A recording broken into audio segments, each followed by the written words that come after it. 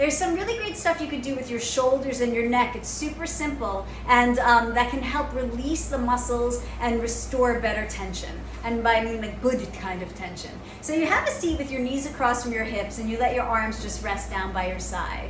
And make sure that your feet are planted on the floor. You draw your shoulders up towards your ears, and then you just let them slide back into place. And again, draw them up towards your ears, let them slide. You don't push your shoulders down, you don't drop them, you go up and you'll feel that you've got this muscle that just kind of relaxes. And again, up. As you go, it's great to pull your low abdominals in and try to grow tall. And you raise your shoulders up and let them slide long. So about 4 to 8 of those. Then you do circles. You roll your shoulders forward, up, back, and then let them slide. Forward, up, back, let them slide back down to place. And again, you're not pushing your shoulders down or shoving them away from your ears or anything like that. You just let them slide.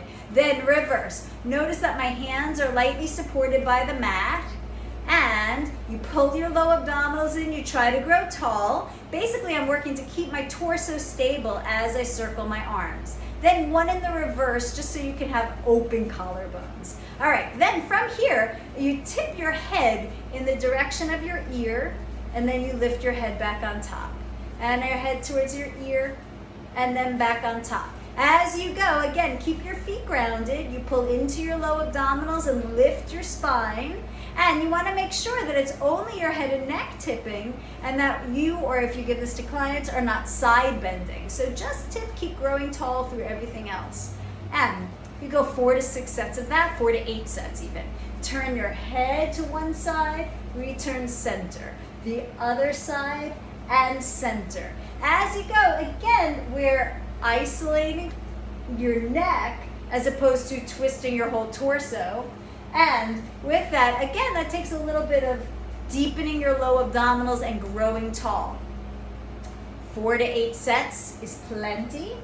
And then from here, this is the fun one, prepare yourself. You stay forward, but I want you to be able to see. You draw your chin into you, a little retraction. You bring your head back. And then you look down to your abdomen, and then you roll back up and you let your neck be natural. Draw your head back, look in, roll back up, natural. And again, look in, roll up, natural. One more time. Back, look in, up. 4 to 8 of those. 4 is usually plenty. Then you could go on and do half circles, and they go like this. Turn your head to one side, lightly draw your chin against your chest, towards the other side, look center. One side, draw your chin lightly in, other side, and center. So it's that same look to one side, then like that retraction. Draw in, other side, and center. As you're doing this, you want to make sure that, again, keeping the rest of your torso stable and square, that you're not moving other parts of your torso around. So those shoulders up and release, and then circles in one direction and in the other. Tip your head from one side, center to the other side. Turn your head one side, center, the other side. You do this retraction and look in, and then the half circles. One way, around, other way, and center, and the reverse. Don't rush it, keep it slow and controlled. Don't force anything that's painful. In fact, no pain. So as you do this, it's your responsibility to make sure that you don't work into any painful positions. If there's pain, reduce the range of motion or stop it completely. So with that, just light movements of your shoulders and your head and neck make for a huge release of any tension that you've got going on in your upper body. So play with those.